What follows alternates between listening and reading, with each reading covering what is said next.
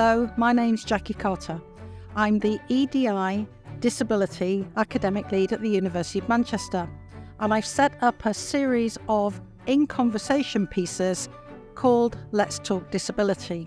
The reason for this is that I want people who have a disability and who work and study at the University of Manchester to have opportunity to share what their lived experience, their everyday experience is with somebody in a position of influence, a senior leader at the university. So each episode will feature 2 guests, and each of those guests will have a conversation about what it means to have a disability at the University of Manchester. And at the end of the conversation, each will commit to one action, we're calling them one things, where they will take away something from the conversation that they've had and do something with it. I hope you enjoy listening, and we'll make, of course, the transcripts available for everybody. Thank you.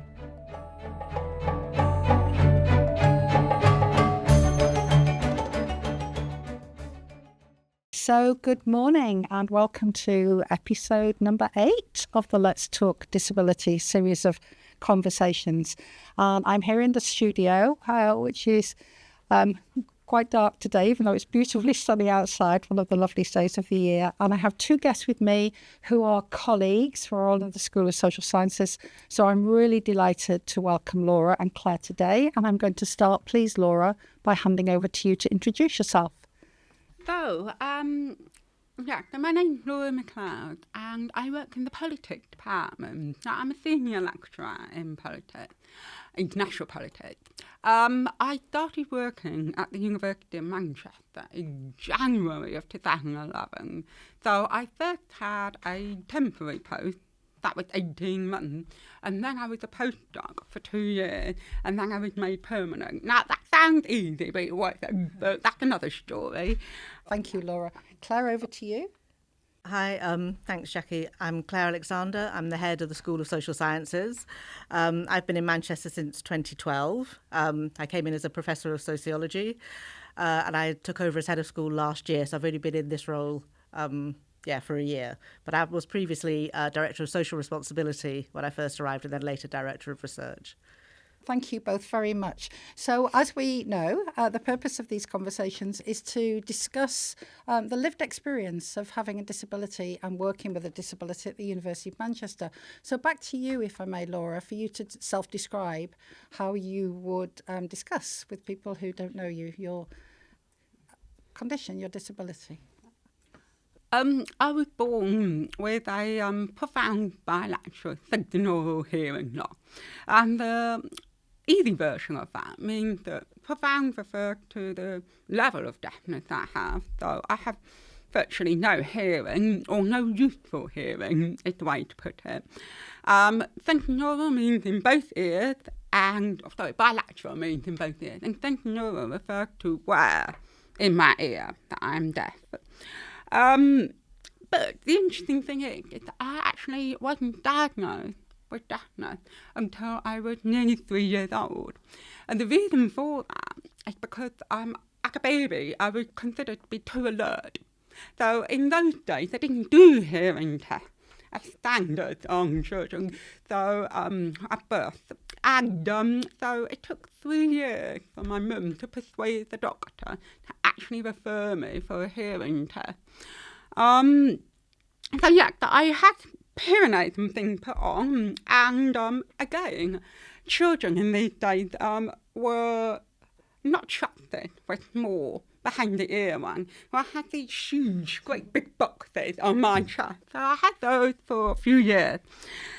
Okay, I don't consider myself to be culturally deaf. So culturally deaf refers to, with a capital D, you might have a group of people who meet each other who are or have a hearing impairment. They might all sign and communicate with each other in that way. I don't really do that. My family are all hearing.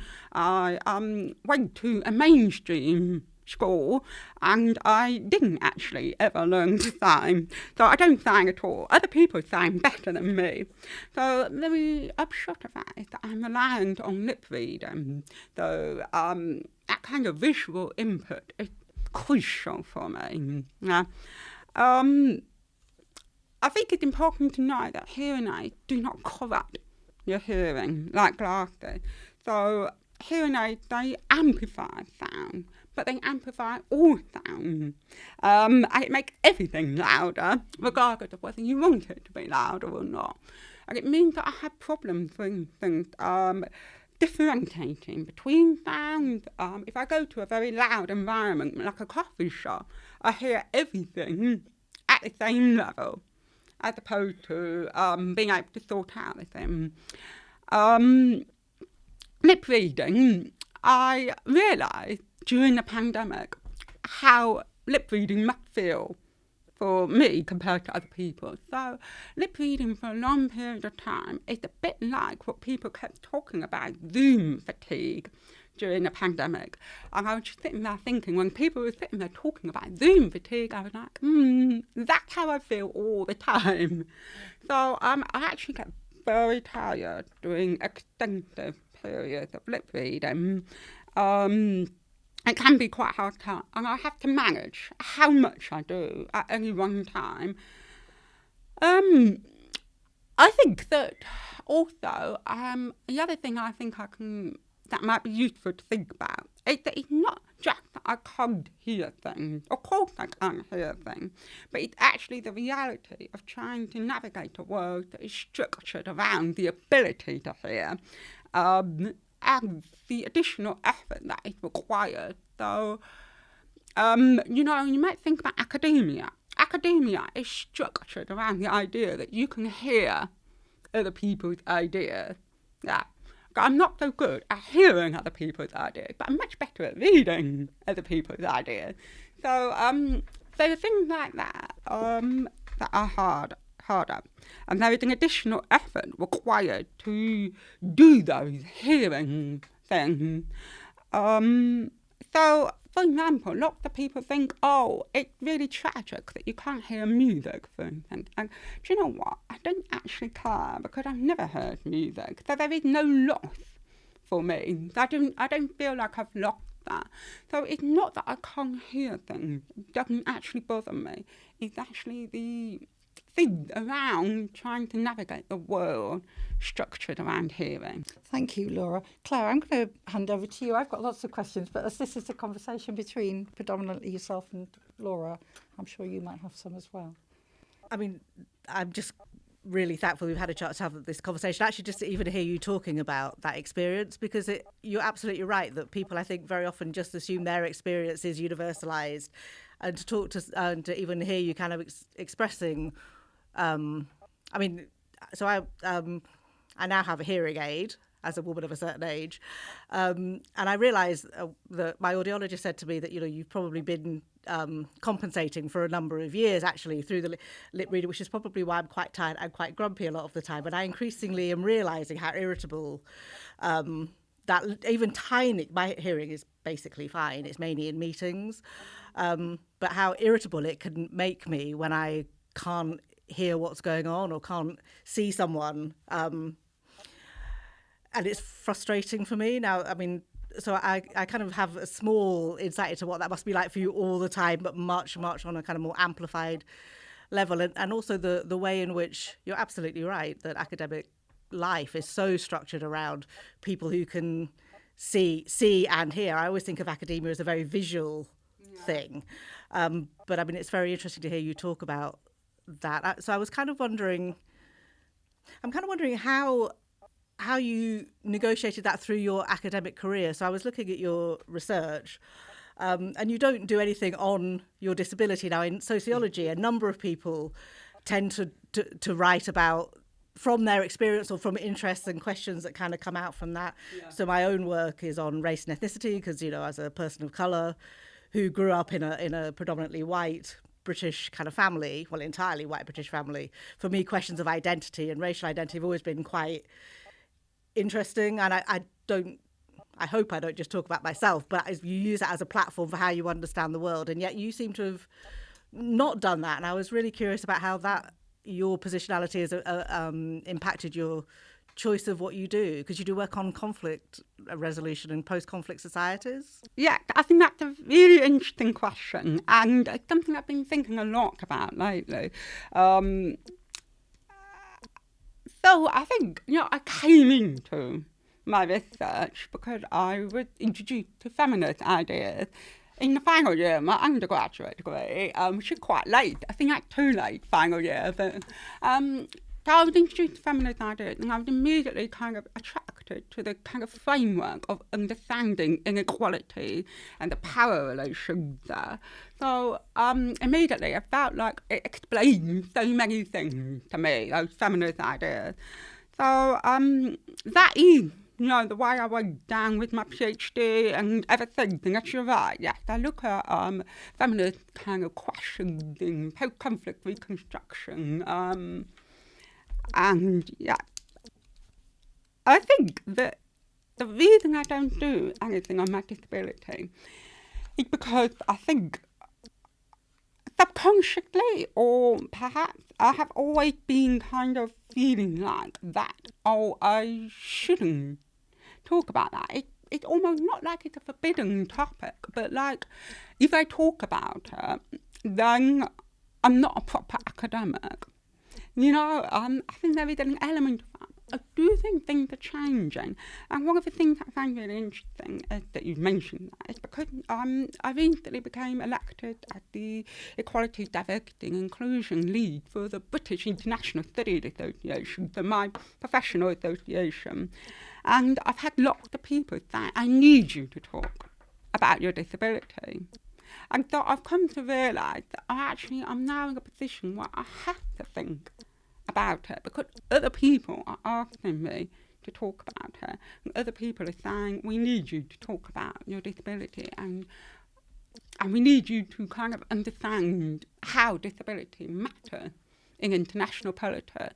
So I'm thinking about these questions now, but you're right, I haven't done until maybe about 8 or 9 months ago. It's interesting. So in sociology, a lot of academics of colour talk about the burden of representation. So the way in which who you are, woman, disabled, person of colour, whatever. So it affects your view of the world, but it also affects how people see you, and it becomes inescapable. So the way in which you come to stand for a particular whole group of people, even though you may have nothing really kind of in common with them. So I was interested in what you were saying initially about not seeing yourself as part of the deaf with a big D community.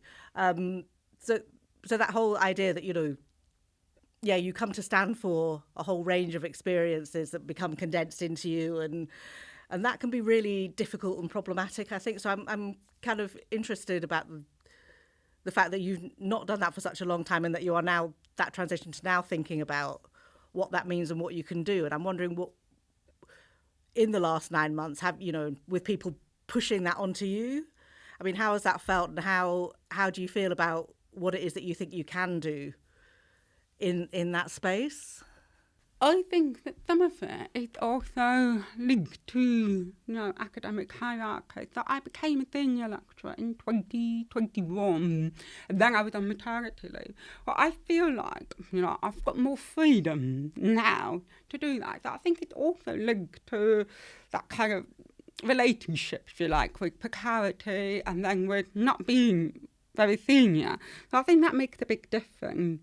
That burden of representation, I think that's a really good point. And I think that, again, it comes back to kind of feeling secure enough in your position to be able to do that.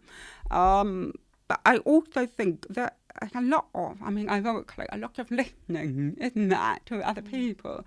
And one of the things that I've really appreciated about the EDI role that I'm doing is how, both in my department as well as for BISA, for British International Studies Association, is that it kind of shown me the complexity of it. And I think this is it. So like, my experience as a deaf person will be very different to another deaf person's experience for all sorts of reasons. So I think it's the individualised experience of being disabled, and how do you translate that to a bigger structural kind of issue? I think it's an interesting question. So, God, this is going to sound It's not like necessarily a question for you, unless yeah, you've no, got... it's an interesting. I'm just wondering, as a sociologist, someone who loves categories and also wants to pull them apart. I mean, how useful is disabled as a category to think of? So, if you're saying that your experience as a deaf person is very different from another deaf person, and then we're thinking about the kind of range of different experiences that get labelled under disability, increasingly more so with kind of neurodivergence and all those other kinds of things. I mean, do you think disabled is a useful category to work with? I mean, And that's a really big question. sorry, I know it's impossible. It's a brilliant question. Thank you so much, because using Let's Talk Disability as part of the title, questions the very nature of the word that we're using collectively. So I'm really glad you've asked it. Thank you. I think Jackie mentioned once to me that something like 24%. I mean, you work in social statistics. Yeah. Was it 24%? Yeah, the latest Office for National Statistics figures show that 24% of the population are disabled. Yeah. And then we're not talking about chronic illness. Of course, we also have people who have chronic illness who feel that the questions that are asked on national surveys, and in fact surveys at institutions that people work at, don't always capture their experiences. So it's a really important question, the whole issue about data that we're collecting and whether or not, we know that we're undercounting at the university. We know that we've got a huge undercount in terms of the people who do share that they have a disability or chronic illness compared to the national population. So one of the purposes of these conversations is really to start to get behind that experience of what it means day to day, day in, day out, coming and teaching, lecturing, doing research, going to conferences, being an academic at Manchester with a disability in its broadest terms. What does that mean for the individual? Yeah, and I also think as well that, I mean, I think a disability will be something, where your body doesn't allow you to do things by the general term decided by society. So I think if we were to understand disability in that kind of way, then you can begin to see how many like 1/4 of a society, but I don't think that's not 1/4 of a university population, is it? Not according to the data that we collect. But therein lies I was looking the at challenge. the statistics actually. Yes. So in the faculty, the faculty says about 9% of their staff have said they have a disability in those forms. In the school, it's a bit more. It's just above 12%, which is still half what you're saying, Jackie. The student number is a little bit higher, around kind of 14%, which might be a generational shift in terms of how one thinks about what disability means, I guess. Yeah. But I was surprised it was that high, which shows how, uninformed I was about. I was kind of like, gosh, that's really quite a lot of people. Yes. And you said yourself that there are reasons why people don't necessarily feel confident to share that they have a disability at the University of Manchester and at other institutions. So it's a challenge we have to get people to talk about and share what their needs are as much as what their disability is. But I do think, though, especially if you're born disabled, that you are almost institutionalised into not talking about or not complaining. Especially if you're female as well. So like this whole kind of perception of being a good disabled girl kind of thing. I think translates into being an adult woman as well. So I think that is also the thing. So like everything I was all taught about how to behave in certain ways and how to... I was not to complain. I could be angry, but not to complain. And so I think it's quite hard for people to actually speak about their disability, because I do not actually think society is very open to hearing about people who are not the same, because I think hearing about experiences that are not the norm are uncomfortable for other people. I mean, I completely agree. So the pressure to, fit in if you're not part of that kind of whoever that imagined norm is. Fit in, not make people uncomfortable, not talk about things unless it feels like you're making demands and people feel that they have to do something or fix something. and to want to be taken on your own terms for, you know, everything that you bring as a person without people feeling they have to kind of, you know, compensate. I mean, I can understand some of those experiences, particularly for women, I think. Yeah. It's a particularly gendered kind of, don't make a noise, don't stick your head above the parapet, never complain, never really even be angry. Yeah. And I mentioned as well about the extra effort involved in lip reading. But I don't just use lip reading. I also have what's called a speech-to-text transcriber. So this would be where I usually do this for research seminars and conferences. Because to be honest, I can't lip read multiple people talking. I can't. And do you know how academics ramble, don't you? Oh boy. You know, they're not always to the point. So I find it much easier if I can just read on the screen. So it will involve someone using, I think it's the same sort of thing that is used in like courts.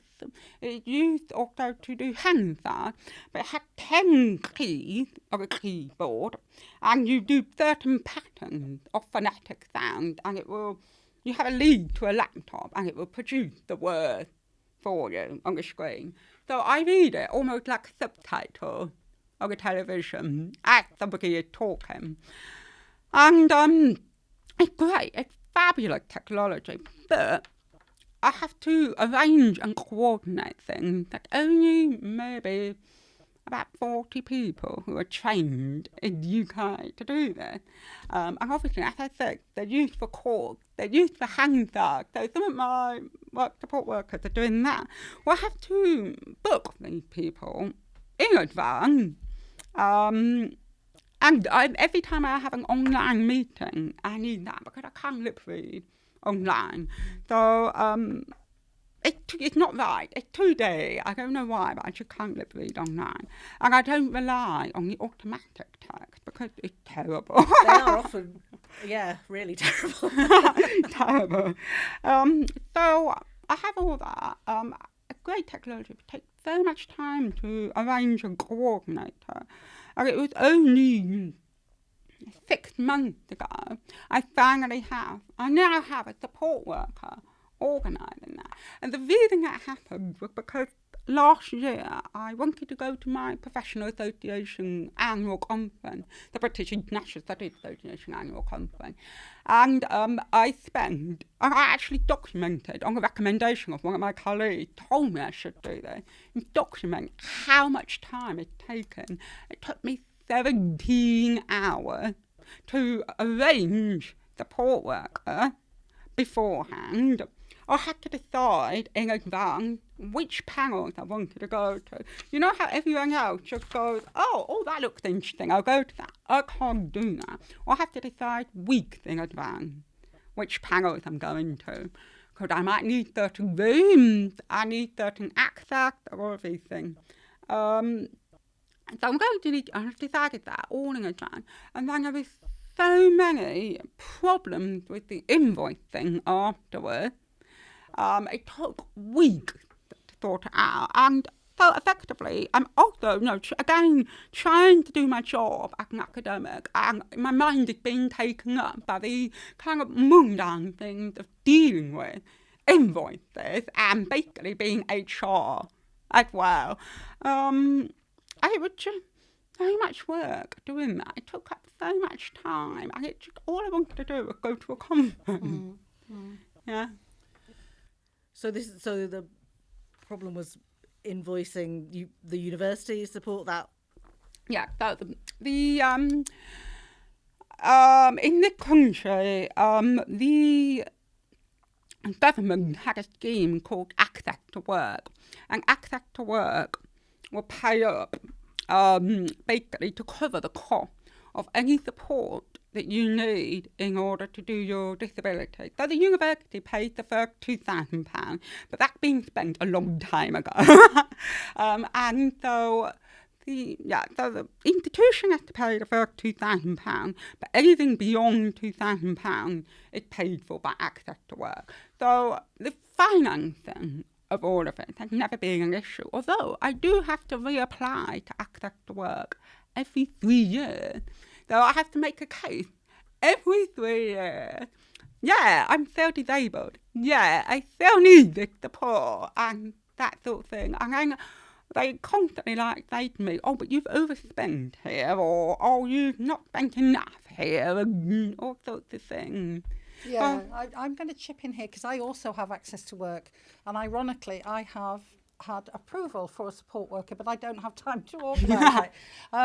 But I think you're getting at something that's really important, because anybody who does have access to work approval, which is Department for Work and Pensions, it's a pot of funding that people who have disabilities can apply for, and it's very rigorous, and you have to have a case worker and they have to assess your case. But once you get the approval to spend up to a certain amount of money, and it differs in every single case, there is then a big overhead in enabling that to happen at university level. And I would say, actually, Laura, I don't know if you would agree, but it's because the admin systems don't necessarily, they haven't had the training for how to support the disabled people. So the disabled person has been given a grant, say, and then the admin person doesn't realise that it's for disability, of which part of that might be cognitively, I can't do a lot of the things I used to do, so I need support helping me to do that. But I don't think we have done enough training in our admin support staff to enable them to appreciate the impact it has on the individual in the way that you're talking about. That. So where is the funding drain. held? Is it held centrally? It's held centrally, but often in my case, in my trip that I've just travelled on, and I needed a support worker to go with me, as you know, the Disability Advisory Support Service enabled the fund to be made available so we could book the tickets, but then that needs to be claimed back, and it's a claiming back part that takes ages, because somebody has to, and we don't have that capacity within the schools. We don't have a dedicated person to help us claim back. So it has to go centrally, and then it disappears into another black hole, and then it often falls back on the individual. So it will fall back on me to do my claim, and I'm sure in your case yours. Yeah, I work in politics. I'm interested in institutions as well and how they're structured. The Disability Advisory Support Service is located within the Directorate for Student Experience. Yeah. Yeah, I think you think about that. Yeah, because that's where it was born from, and the structures have changed, and we have staff support now. But in terms of where it's located, you're right. There's an anomaly. It doesn't fit there for staff. Yeah. So I think that's something. So, for example, my support worker will send me an invoice. And I then take that invoice and put it into the application form, which is then sent to DAS, and they have to sign it. Then it's sent back to me to sign, and then it is sent to access to work. And then if everything goes really well, they will then pay up. But sometimes things don't go well. They query it and all sorts of things. But it becomes like, I've now got, because I just kind of, I say to my head of department, I can't cope. I can't do this anymore. This is too much. And yeah, he went and spoke to a couple of people, and I think it was Jackie put me in contact with an external organisation that had been set up specifically to support disabled academics navigate the access to work process. Yeah. Right. So I remember we talked, I think just after I'd taken over as head of school, and I think it was one of the questions you asked at the Politics Department Board about research support for disabled staff. And I remember you saying at the time that, there was more that we could be doing. And I said, okay. And I did go and talk to the Faculty Director of Research, Maggie Gale, and she said what kinds of things would be helpful. So, this is a very classic example of actually where something very tangible could be looked at in terms of helping support those particular needs. So, that's actually it's a really concrete example of where something could potentially be done to help with that. So that's good. I'll feed that back. Yeah, honestly, generally, I feel, look, I think like most academics, I really enjoy doing my research. Don't get me wrong, I love all aspects of my job. I love teaching, I love doing all the admin, but I also really love my research. And I do feel like in my research time that is the most encroached on, in part because the teaching and admin are always kind of like time-constrained jobs. They're like jobs that have to be done there and then. So things don't get in the way of doing that. But when it comes to research, it's the one that is the easiest to let slip, because there's no one saying, actually, that time needs to be protected. With the exception of when you're on sabbatical. Sabbaticals are great. Everybody's invested in protecting your time then. So I'm feeling that we're moving towards some very tangible suggestions for what we could take away from this conversation. Do either of you have anything else you want to sort of explore before we move to those last two questions that I ask each of you to consider? No, I think the only other thing I would say is that I mentioned briefly about how I feel more tired as a result of doing things. So I think it's because of the multiple levels of cognitive processing I'm doing. So I'm reading all of the things as well as somebody is talking, and it doesn't just filter into I don't know how other people hear things, but I assume that it kind of filters into their head. I don't really know. Whereas I'm constantly having to read, think about that, and then think about the idea, and there's that kind of whole level of extra work. And that can be quite hard, to do. Do you feel that, Laura, you complimented your department and the school, and you said to me before we started that, you do feel you get the support you need. Is there anything that you feel would, maybe we come to this at the end, but anything you feel would really sort of make a big difference in terms of helping you recover from all of that processing, for instance, that you're doing? I think the kind of that recognition, I guess, that I do need a bit more space, maybe I do need a bit more time, it's helpful. That it does take longer. I mean, I'm famously a slow writer, but it just does take me a long time to get something through. It's not for want of ideas. It's for want of time to put these ideas into place.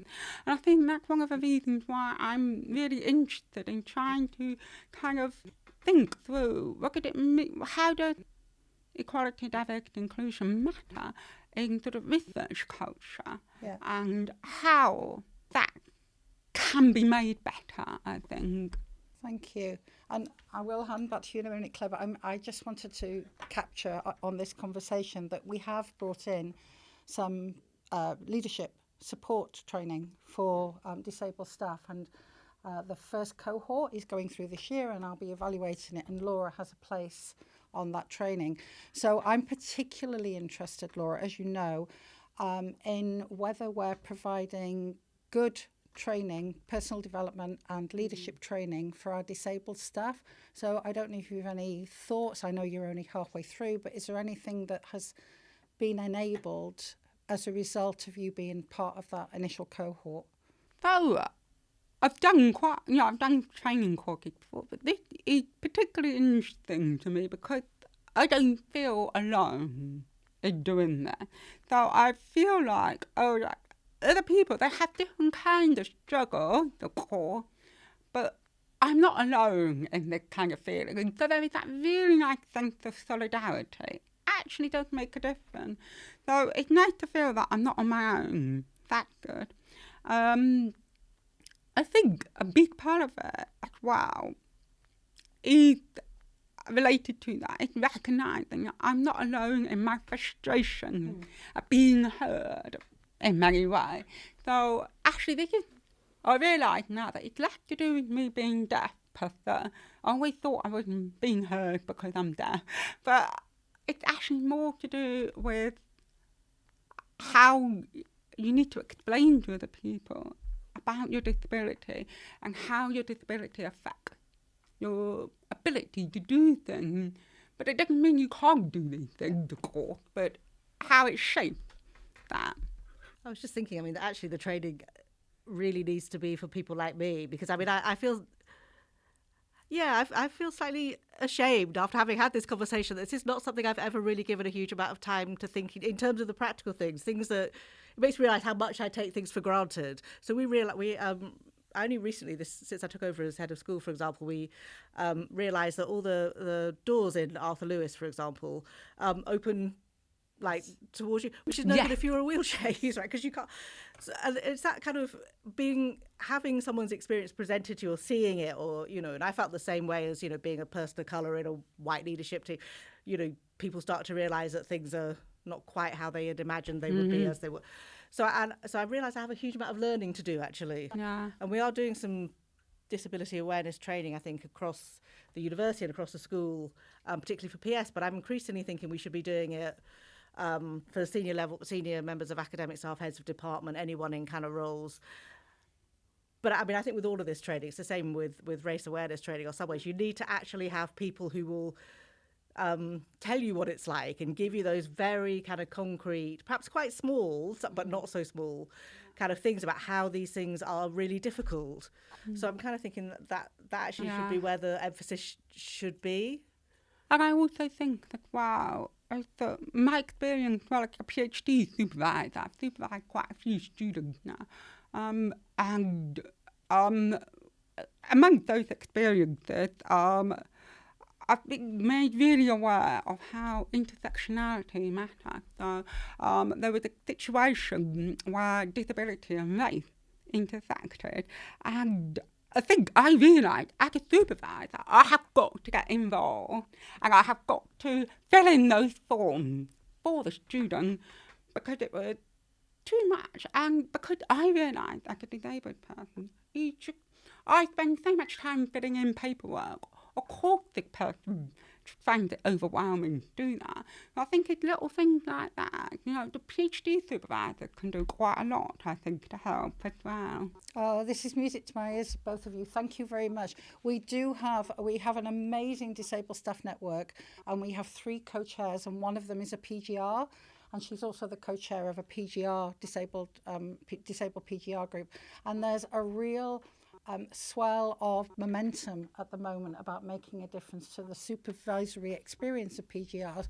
But Claire, what you said, we need to do more. There's a lot happening through the EDI Directorate in PS spaces. There is less happening in academic spaces. And one of the things that I've been looking for is bringing in some specific training to support people in line management and senior responsibility positions, exactly of the nature that we've been talking about here. So there's a real appetite afoot, and I know with Duncan Iverson, who's our new Vice Chancellor as of tomorrow or the day after, he's also very keen to support more action, movement to action. We know what the issues are, we know what the needs are, but we have to get beyond just knowing and do something about it. So that's a nice cue for me to hand over to both of you for the final question. At the end of each of these conversations, I ask each of you to ask the other a question, which I then use to hold each of you to account, and obviously everybody who's on the conversations more broadly. So I'm going to ask Laura to start by asking Claire. Question, what would be the one thing you would commit to do as a result of a conversation? Yeah, I think if we're thinking about the School of Social Sciences, I think it would be to actually have a focus on disability and what that means for our staff, particularly our staff, also our students. So I think actually it would be good to think about training for our senior staff, people in roles, heads of department, but also actually to humanise that by just having a conversation about what it feels like to be in the School of Social Sciences as a disabled researcher or teacher, and think about what we can do together to make that easier, I think, in some ways. I think that would be, if I can answer that question, it's one thing that would make a difference to my lived experience at the University of Manchester would be, I'd love it if we could kind of bring together a knowledge of what is happening, because I don't think I'm alone in all of it. And I think there must be lots of people, maybe within social sciences, who have an experience that needs to be shared. And I think if we could somehow kind of bring it together, I really believe we would start to see some patterns.